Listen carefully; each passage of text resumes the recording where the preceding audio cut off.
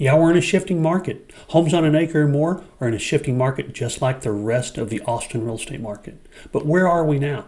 How much has it shifted? What can we expect? Well, if you want to buy or sell a home on an acre or more, this would be a great video for you to pay attention to.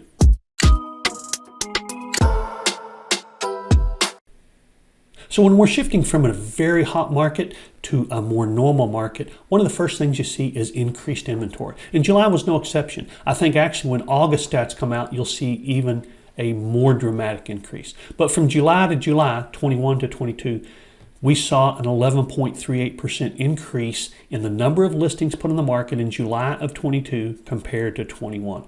That's pretty substantial, but doesn't tell the whole story yet. Let me kind of continue and let you know what's going on in the 1 acre plus market. The number of pendings, the homes that went under contract in July, fell 16%. So that's sort of contradictory. More homes available, fewer homes going under contract. That kind of shows you the shift that we're in right now. The sales, the closings in July, which typically means contracts for May and June, the closings in July fell 36%. Now we're seeing some pretty substantial numbers in the shifting market that we're in. And it's going to continue this way for the foreseeable near future, because I do believe that it's going to correct back and be positive again in the near future. The average price is truly the only real positive. Now, a lot of people think, well, we're about to hit a really bad stretch. Prices are going down. Well, in July, we didn't see that. We saw prices up July 22 compared to July 21. I think you'll see the same thing in August. What's going to happen in the fourth quarter? Probably another story, but I think there's a good chance we'll see price increases continue, although not as dramatic. I hope that makes sense. In July, we also saw the list to sell ratio fall about 4.43%. What does that mean? Well, what does the buyer pay compared to the contract price? You see, we've been seeing a market where just about every home, well, that's what we think, just about every home. It's not, but it is substantial. Over half the homes are selling at over asking price. Well, that didn't happen in July. So just because the market shifted, if you think of 4%, let's just say your house is worth $750,000, 4% of $750,000 is 30 grand. So because of the market shift, just your negotiation affected your net by a pretty substantial amount of money. The days on the market increased. Now, it's in red because the longer it takes to sell a home, that's a little bit negative. Now, it's not terrible because homes are still selling at a pretty decent pace. Just a 13% increase is really not bad compared to a year ago, or nearly 14%. Now here's where I want to point something out, and this is probably the most important slide in this entire presentation, and that is that the inventory for July of 22 was up considerably. As a matter of fact, we see right now we're seeing about a 4-month supply of homes on the market. In the frenzied market we've been in for the last 18 months, we were literally seeing a week or two.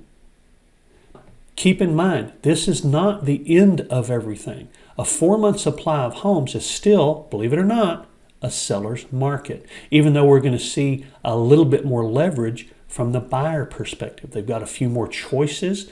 They've got a little bit more leverage in negotiating. They don't probably have to pay all the seller's costs in order to get a house. We're going to see a little bit more of a normal negotiating situation. A normal market is about 6 to 6.5 months supply. Above that is a buyer's market. Below that is a seller's market. We're very different than we were for the last 18 months. And one of the things I think we have to get out of our mind is the fact that things were selling so fast and so far above asking, because we don't seem to be in that situation anymore. And it doesn't look like we're going to be in the near future. But are we going to be in a good market for selling your home? The answer is yes. Will it feel as good? Well, no, because you're comparing it to the last 18 to 20 months.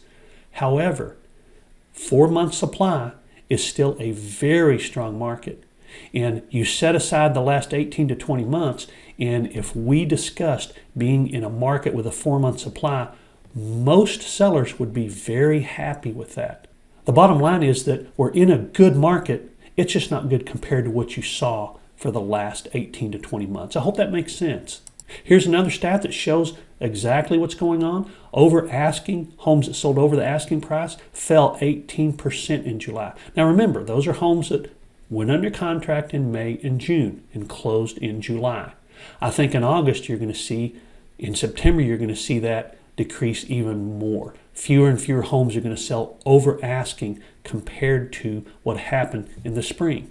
March, April, May. You're going to see the results of that in August and September, I think a little more than you did even in July.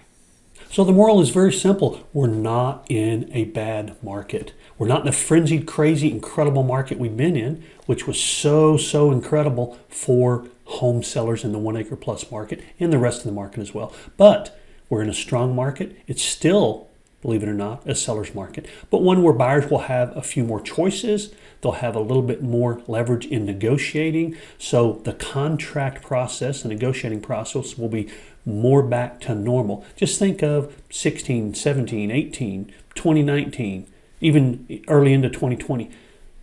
Fairly typical negotiating in buying a home. That's what we're going back to. And don't think that you're going to lose all the equity you gained over the last year and a half. Not going to happen.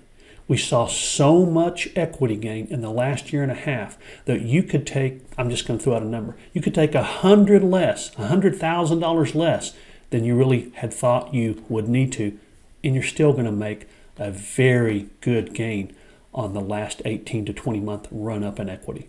And if you'd like to see a little bit more about negotiating a contract as a buyer or seller in the 1 acre plus market, take a look at this video. This describes the inspections that a home buyer needs for a home on an acre or more.